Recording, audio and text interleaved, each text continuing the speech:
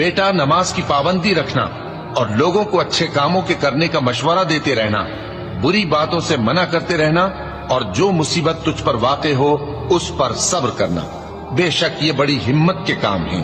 اور تکبر کرتے ہوئے لوگوں کے سامنے گال نہ پھلانا اور زمین میں اکڑ کر نہ چلنا، اس لیے کہ اللہ کسی اترانے والے شیخی خورے کو پسند نہیں کرتا۔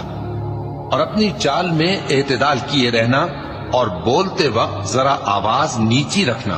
کیونکہ بہت اونچی آواز گدھوں کی سی ہے، اور کچھ شک نہیں کہ سب سے بری آواز گدھوں کی ہوتی ہے۔ کیا تم نے نہیں دیکھا کہ جو کچھ آسمانوں میں اور جو کچھ زمین میں ہے سب کو اللہ نے تمہارے قابو میں کر دیا ہے، اور تم پر اپنی ظاہری اور باطنی نعمتیں پوری کر دی ہیں؟ اور بعض لوگ ایسے ہیں کہ اللہ کے بارے میں جھگڑتے ہیں، نہ علم رکھتے ہیں اور نہ ہدایت اور نہ کتاب روشن۔